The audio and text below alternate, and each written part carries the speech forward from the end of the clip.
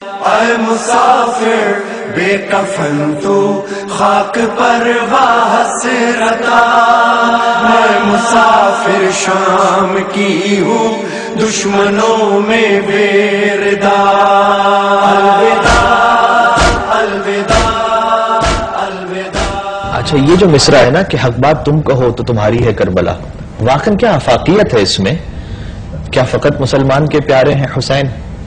چرخ نوع بشر کے تارے ہیں حسین، اور انسان کو بیدار تو ہو لے قوم پکارے گی ہمارے حسین۔ اور کسی نے دوست کو جواب دیتے ہوئے یہ کہا کہ اے جوش تیرے خواب کو تعبیر مل گئی کہ ہر قوم کہہ رہی ہے ہمارے ہیں حسین، اس لیے کہ آج ہر حق طلب اور شریف النفس انسان وہ چاہتا ہے کہ اس کا تعلق حسین ابن علی سے جڑ جائے۔ بے شک بے شک۔ اور آپ غور فرمائیے گا، یعنی اور ہر ایک یہ چاہتا ہے کہ ہمارا تعلق کہیں بھی یزید سے نہ جڑے، حالانکہ اس وقت تو دیکھنے میں نظر آ رہا تھا کہ شاید وہ فاتح ہے۔ اچھا، اس کی جو طاقت، اور دیکھیں فرعون تھا نا، اچھا جب فرعون تھا اللہ سبحانہ و تعالیٰ اگر اسے چاہتا تو فوراً ہی اسے اگلے ہی لمحے جیسے ہی اس نے خدائی کا دعویٰ کیا تو غرق کر دیتا، ہلاک کر دیتا، لیکن یہ سنت پروردگار نہیں ہے، اس لیے کہ انتقام لینے کی جلدی اسے ہوتی ہے جیسے اپنی حکومت چھن جانے کا خوف ہوا کرتا ہے۔ بہت اچھا۔ ٹھیک ہے، تم جتنا ظلم کرنا چاہتے ہو کر لو، قرآن کریم میں بھی ہے کہ انما نملی لہم لیزدادوا اثما، کہ ہم تمہیں مہلت اس لیے دے رہے ہیں تاکہ تمہارے گناہ اور بڑھ جائیں، تمہارا ظلم پورا اشکار ہو جائے۔ تو سید الشہداء علیہ السلام کی سے بہت خوبصورت بات کہی ہے کہ کربلا میں ظالم ظلم کرتے کرتے تو تھک گیا لیکن مظلوم صبر کرتے ہوئے نہ تھکا۔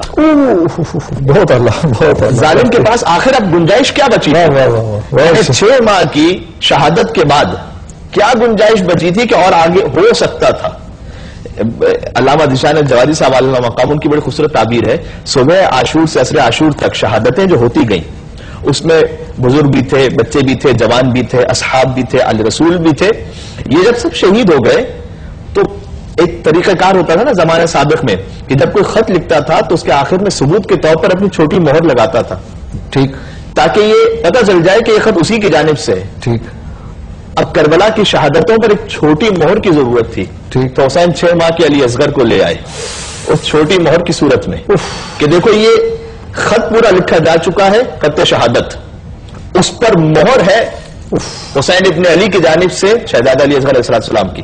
اور اس قربانی کے بعد یہ جو آپ نے سوال بھی کیا کہ آج ہمارے لیے کیسے درس ہے، دیکھیں جب حق کے راستے پہ چلتے ہیں نا تو سختیاں تو ہیں، مشکلات تو ہیں، بقول شاعر کے یہاں دست و پا کٹیں گے یہاں جان پر بنے گی، یہ محبت علی ہے کوئی دل لگی نہیں ہے۔ یہاں پر اہل بیت اطہار علیہ السلام کی جب محبت کا راستہ ہے تو اس میں مشکلات تو ہیں، سختیاں تو ہیں، لیکن اس سختیوں کے بعد سید الشہداء علیہ السلام کا جملہ کیا ہے؟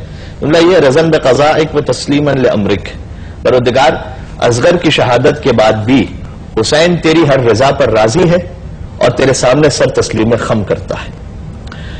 یہ وہ معراج ہے کہ 6 ماہ کے بچے کا لاشا فضلو بحتفل من الاذن الى الاذن مختل کا جملہ ہے کہ بچہ ایک کان سے دوسرے کان تک ذبح ہو چکا تھا، اس کے باوجود یہ جملہ کسی معجزے سے کم نہیں ہے، قسم نہیں معجزے سے کم نہیں ہے۔ انسان اپنے اوپر ہر مصیبت برداشت کر لیتا ہے لیکن جب بچوں پر بات آ جائے 6 ماہ کے بچے پر، اس وقت یہ کہنا کہ پروردگار اب بھی حسین راضی ہے اور تیرے سامنے سر تسلیم خم کرتا ہے، یہ آج کہ میرے جوان کو پیغام ہے کہ اگر وہ رزق حلال کے لیے نکلے گا نا، جب وہ جائے گا معاشرے میں کام کرنے کے لیے تو اسے ہر طرف سے شیطان گھیرے گا نا۔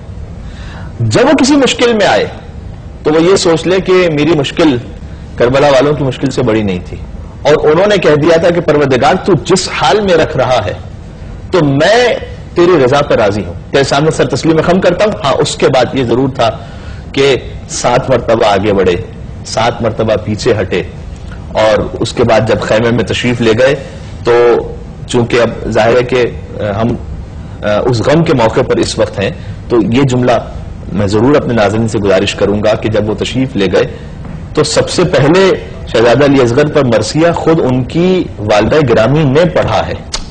ایک باپ کے لیے تو پھر ایک منزل تھی، پھر ماں کی جو منزل ہے کربلا میں جو خواتین کا کردار، اس ماں نے جب دیکھا بچے کو تو ایک جملہ کہا گویا پوری کائنات سمٹ کر مرثیے کے اس میں آ جاتی ہے. فرمایا کہ یا بنیا مثلک ینحر، بیٹا کیا 6 ماہ کا بھی نہر کیا جاتا ہے؟ 6 ماہ کا تو جانور بھی ذبح نہیں کیا جاتا. یہ کون ہے؟